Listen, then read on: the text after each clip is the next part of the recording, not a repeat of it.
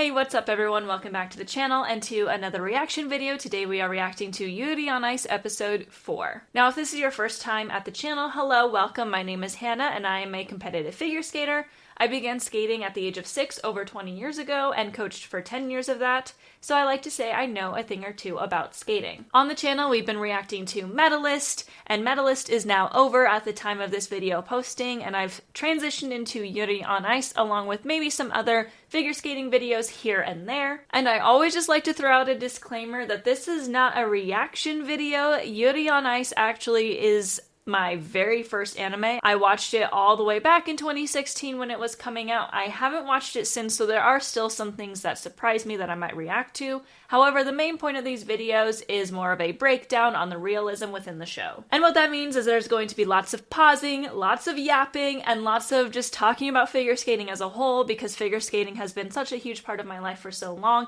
I get really excited when I get the opportunity to talk about it. At the time of recording this, it is Worlds Week. I'm actually not watching ice dancing right now so that I can record this video as I get ready to leave in about a week. But just the other night while we were watching the Pair Short program, I was yapping my niece's ear off because skating is so personal to me and so special to me. I will yap for anyone to hear. So there will be lots and lots of talking, lots and lots of pausing. That's what you're signing yourself up for if you watch these videos. With that being said, at the time of this posting, I will be about halfway through my trip, I think, where the timing is for this particular episode is. So you will not see any new videos about Yuri on Ice outside of just making the videos about reacting to the episodes. However, if you do have questions about figure skating as a whole or about the show, still leave them in the comment section. I probably, when I get back, will be recording a few Q&As as well as just some overall thoughts on both Medalist and Yuri on Ice. It's just with the timing of things, since I'm going to be in Japan for an entire month, I don't have plans to sit down with my camera and record videos like this. You're still going to see content from me because it's all going to be pre-recorded. Obviously, if you're watching this right now, that means that this was pre-recorded and I am not in the United States of America as of right now. But I still definitely intend to make more content, so feel free to keep asking your questions. I will do my best to answer them either in the comments or just in a video later on once I get back. But in the last episode, we had our competition between Yuri and Yurio, and Yuri, of course, did beat Yurio, meaning Victor is now going to be his full-time coach. I do remember he won. I didn't remember how it went, and they both skated incredibly well. So I'm really looking forward to where we go from here. I think we're going to start getting ready for the new Grand Prix series, which I believe his first one is Cup of China, if I'm remembering correctly. So we're going to dive right in, but before we do, don't forget to like the video, subscribe to the channel, and leave a comment your thoughts on today's episode. Also, if you do want access to this reaction early and unedited, you can go to my Patreon, just $3 a month, and it is linked in the description. Finally, if you're interested in seeing some of my Japan content, I'm sure there will be lots of Japan content by the time this video has posted. Go to my Instagram at Hannah Malay, it is linked in my description. And then for my Demon Slayer short form content and my random thoughts throughout the day, which both probably have quite a bit of Japan content as well, you can go to my TikTok and X at lookingnerdy in the description. Okay, we got that out of the way, let's get into today's episode.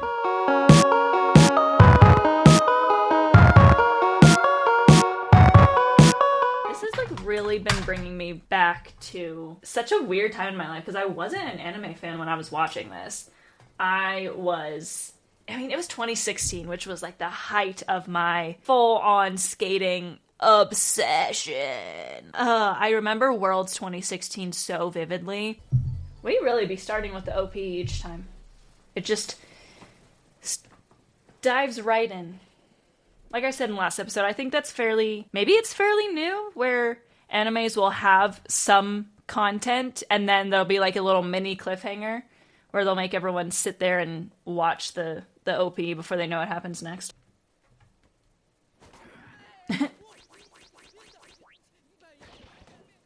Impressive. You're late. You're late for your first lesson? My coach would be like, no. It's so funny because Victor is Russian, and Russian coaches are known for being mean. Just straight up mean. A normal Russian coach would be like, yeah, I'm going back to Russia. Bye.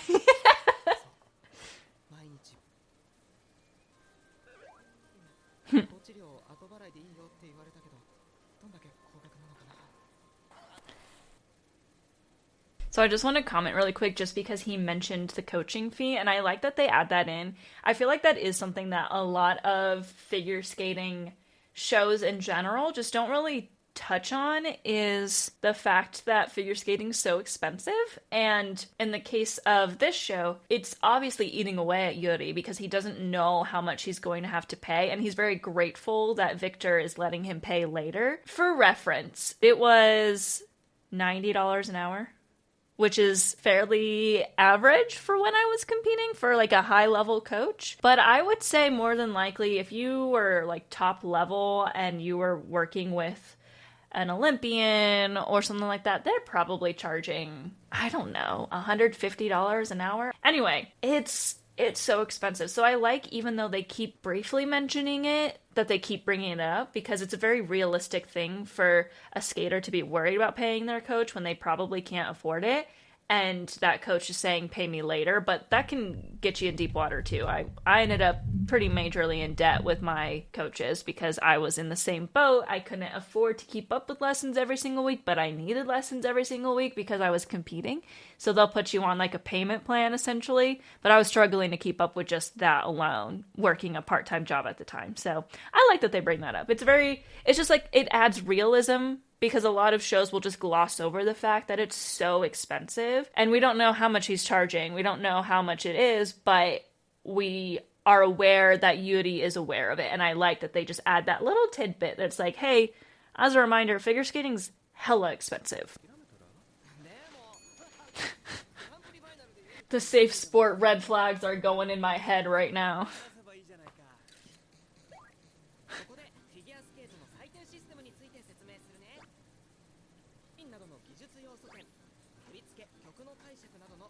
Yep. Mm-hmm.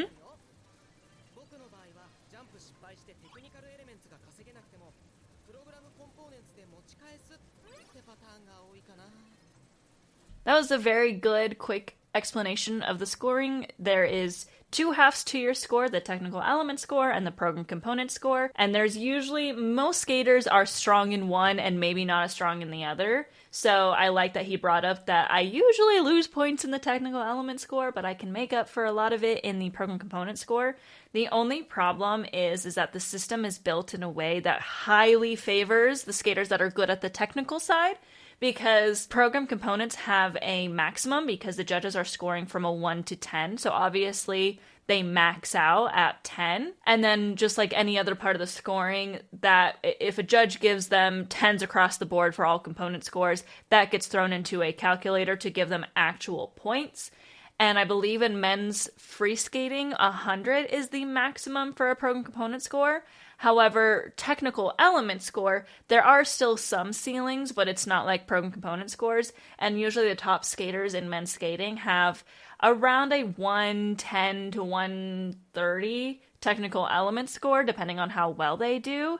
And that just means that the gap between the two can get so big that you'll have skaters that are not that good at skating and their components are not that high still on top because they're going out and they're doing the most difficult program. And it feels very unbalanced because the skater just goes, jumps, skates, jumps. Like, it's exciting. Like, there is a side to it where it's exciting to see a skater go out and do difficult jump after difficult jump after difficult jump. But to me, it's more exciting to see a skater do those difficult jumps, but also be a fantastic skater and a performer that really feels the music. So I would really like to see the judging system. I think we need a reform, but I don't know exactly what that would look like. It's so hard because at the end of the day, it's always a subjective sport and there's always going to be bias. So it's always very political, and there's always the skaters from big federations like US, Japan,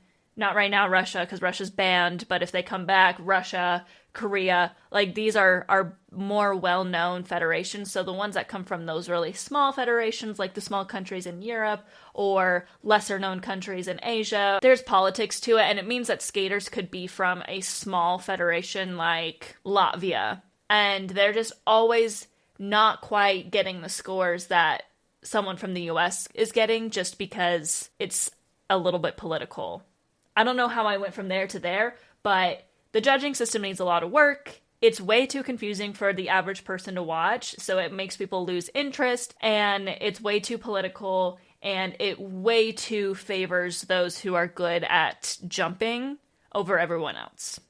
I would like to see it be evened out a little bit more, and maybe that just means raising the technical or the ceiling on program components, where in men's, instead of maxing out at 100, maybe we max out at 120 instead, so that it matches up with these skaters that are going out and getting 120, 130 in the technical element score. Because there's just way more ways of getting points within the technical element score, because you have the base value of the jumps, which if you're a skater who goes out and does more difficult jumps, you're automatically going to have a higher base value. But then if you do them well, if it has a higher base value and you get positive grade of execution on it, then you're also getting even more points added on, because the higher the base value of the jump, the higher the points are when you get positive grade of execution. You can add it so quickly, while components is like 1 to 10. So a skater who gets an 8 is not nearly as good of a skater who gets a 9.5 or a 10, but the skater who gets that 8 is probably still going to win if they're out there doing way more quads. It's a frustrating part of my sport that I want reform. I don't know how we would do it, because no matter what way I look at it, we have humans judging the sport, and that means that there's always going to be bias, there's always going to be politics. It's frustrating to watch as a skater. And here I go, having to censor it again. That was not a problem in Medalist. I like the one dude that's just covering his kid's face.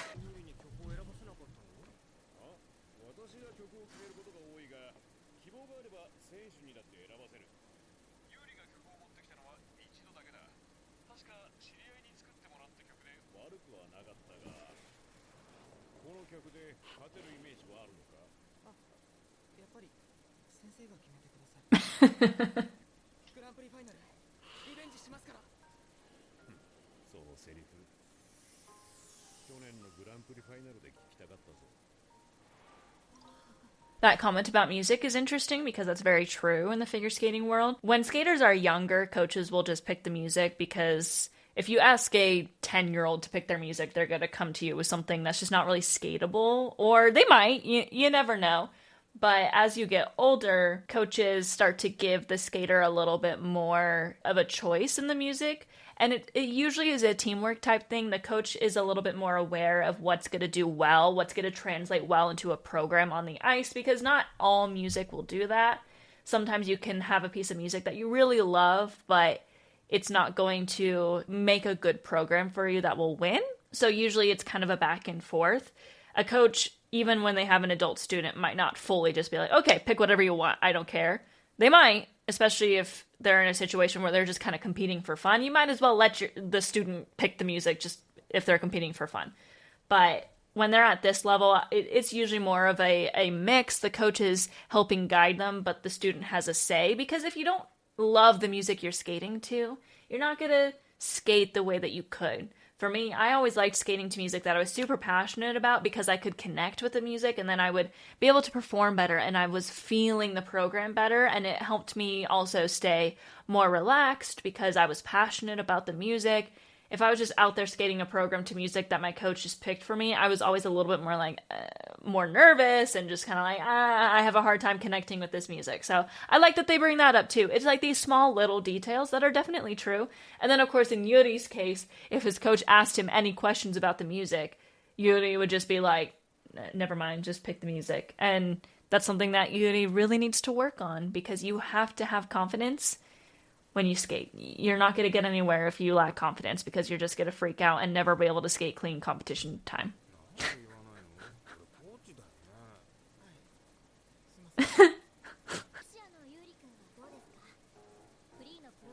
Nice spiral. Very flexible. Look! It's anime Ashley Wagner!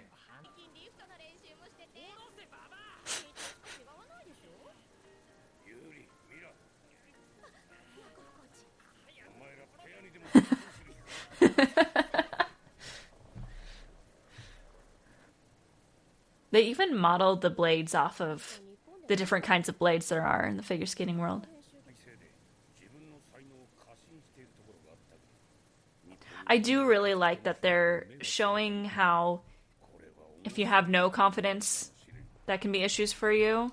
But if you're cocky, that can have issues for you. Because sometimes if you're cocky and you go out there, you'll make mistakes because you're just kind of, oh yeah, this is easy. And then all of a sudden you're on the ice.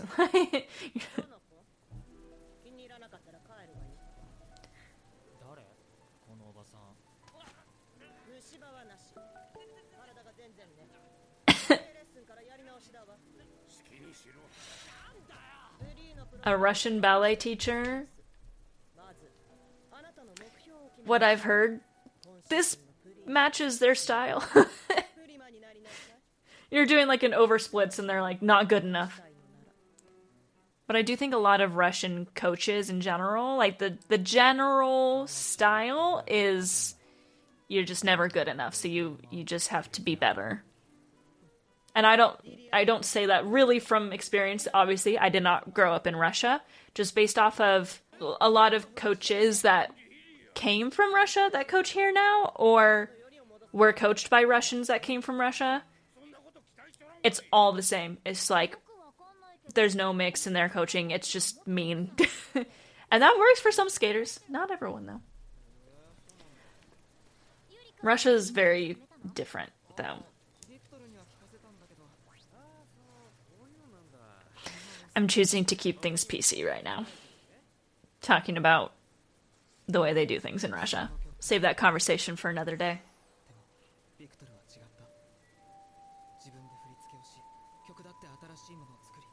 He had music written for himself, too. That's pretty cool.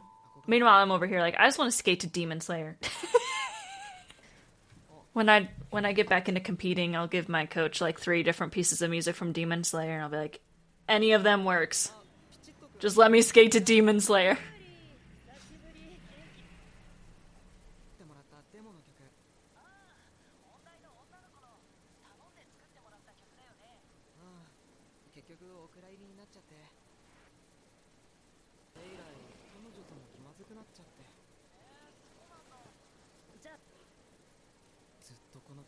That would be kind of frustrating to... She, like, composed something for him, and then he was just like, never mind. Like,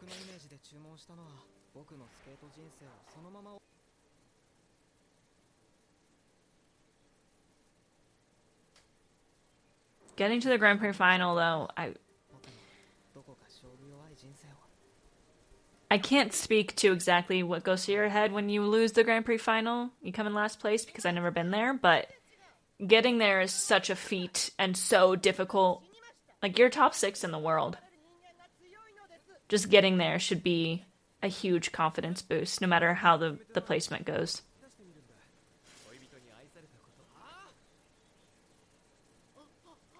Got awfully defensive there.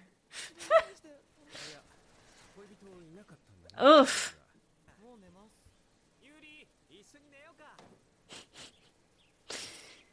No coach would ever get away with acting like that, at least here. Again, I say all the safe sport red flags I'm seeing. But I don't know what it's like in Japan. I think safe sport is specifically to America. Or how it is in Russia, because obviously, like, Victor is still doing things in a very Russian way, I'm sure.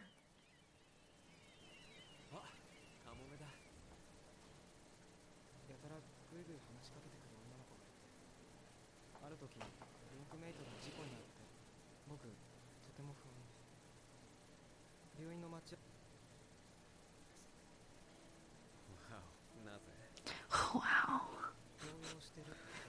It is really funny, the random English.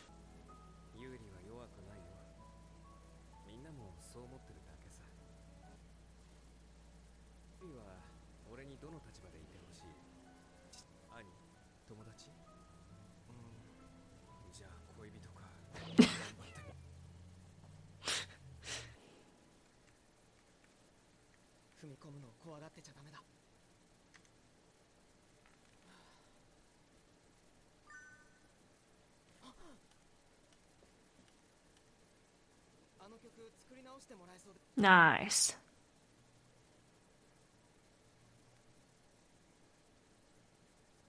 ice.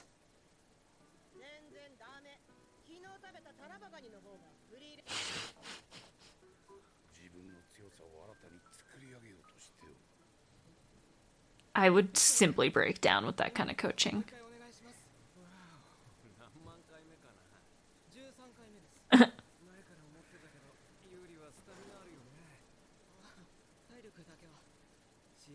He has everything but the confidence. It's really like he's the best all-around skater.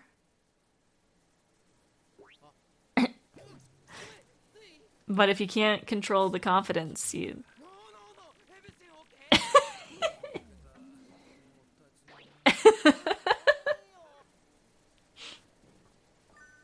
Like, he's just everywhere. He's so good with everything about skating. But it just goes to show how difficult it can be to be successful if you can't be confident.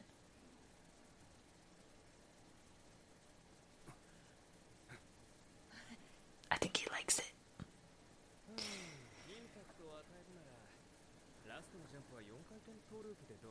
Oof. If he has the stamina, do it.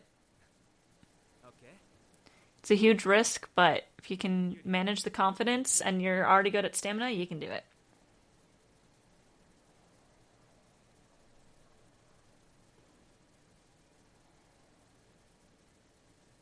I know they just use like canned skates on ice for the anime.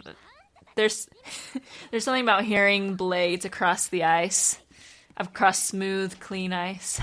It's the best.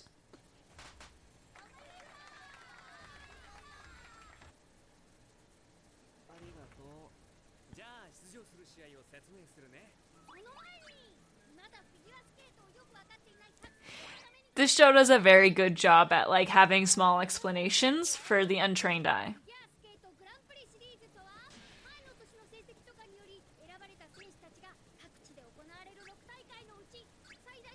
Yep. Mm-hmm.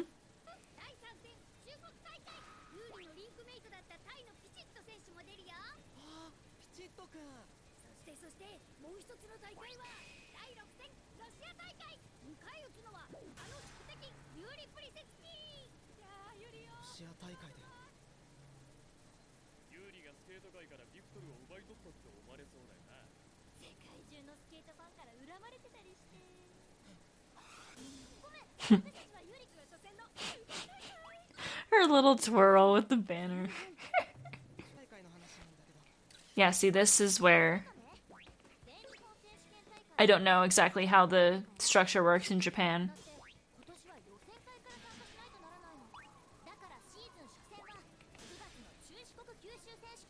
Or regionals. It's interesting that they make him do that when he has 2 Grand Prix assignments. So, for skaters in America, if you have 2 Grand Prix assignments, you don't have to do any of the qualifying structure. You get an automatic bye to nationals. That's at least how it was in 2016 and how it's been. It could have changed. I don't think it has, because you don't see any of the top US skaters competing at... Well, we don't have regionals anymore either. They completely changed the structure.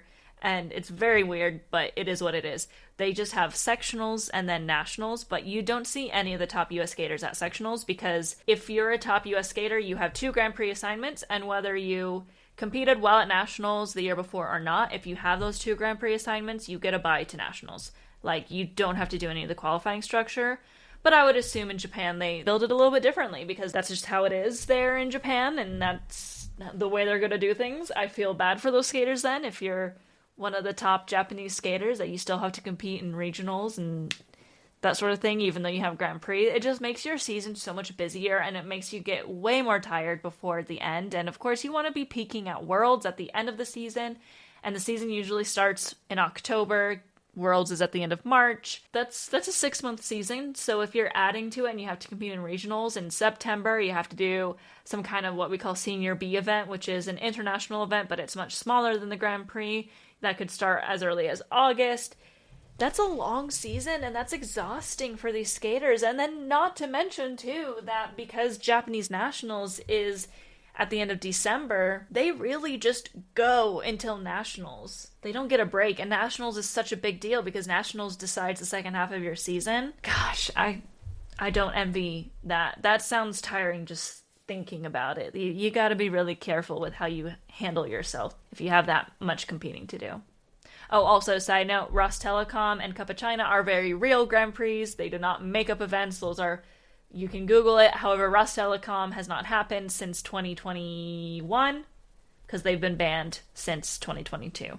So there's no competitions that happen there internationally. I think there was one year where they had a Grand Prix in Great Britain, but I think right now it's been pretty consistently in Finland, which has been fun. And then Cup of China also randomly had a couple years where they didn't have one recently, but there was one this year. But I think before that, it was happening wherever. I don't remember exactly. Maybe it was just one year that they missed. I can't remember off the top of my head.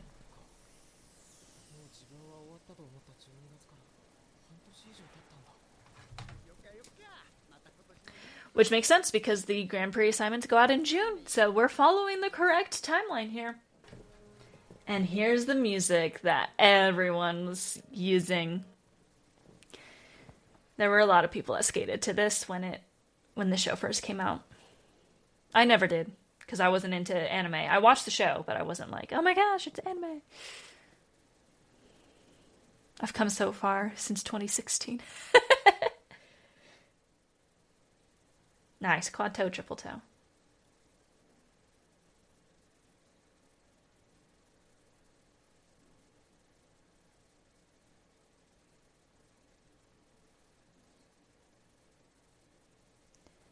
You cannot skate with music in your face like that, but it is anime after all. People are always doing very active things with their hair in their face, and there's no issue. Like, even just when I cosplay an anime character, most of them, it's like their hair is like right in front of their face, and even just walking around, I'm like, I can't see anything. So, no, a skater will not take their hair out of their ponytail to do a program. Their coach will be like, put that back up.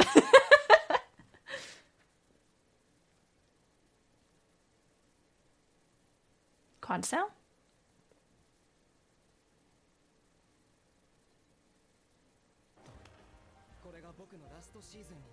Oh, that's right. He mentioned that. Man, the more I watch this, the more frustrated I'm getting that we're not getting more of this show.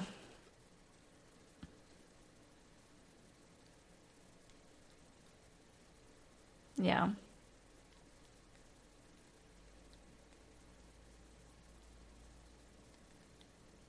It's a lot of pressure to put under yourself for this season, though.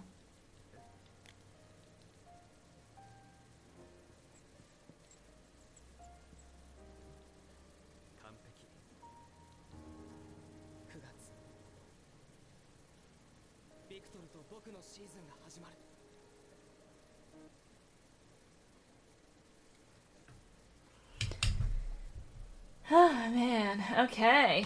So that was Yuri on Ice episode 4. So he's putting a lot of pressure on himself. Again, and I've mentioned this a couple times, when I reacted to Medalist, I could call upon a lot of my thoughts on that show based off of my personal experience. Yuri on Ice still yes, because at the end of the day I'm a figure skater, but I never competed at the senior level and at Grand Prix or anything like that. So I can't really speak to the mental fortitude that skaters have when they compete in the Grand Prix. My thought process is that usually a skater who goes to the Grand Prix final, they're just happy to be there. They're proud to be there. And of course you want to win. Of course you don't want to come in 6th place, but you're still top 6 in the world. So it's not super common for a skater to kind of give up after the Grand Prix final because just getting there is such a huge honor. But I don't know what goes through their heads when they go and they come in 6th. So, that's just something I'll never understand. I really liked how they added a lot of small details into this episode that reminded you of how figure skating works, like with the reminding us that he's worried about paying him, and they talked about how the Grand Prix works, which there's a lot more to it than what they said, but you get a general idea. There's 6 competitions. The top 6 skaters from that event, from that series, will go to the Grand Prix final. So you're usually having people that won first place at both their events, got a first and a second, so on and so forth, which means that you're doing pretty good to get to the Grand Prix final.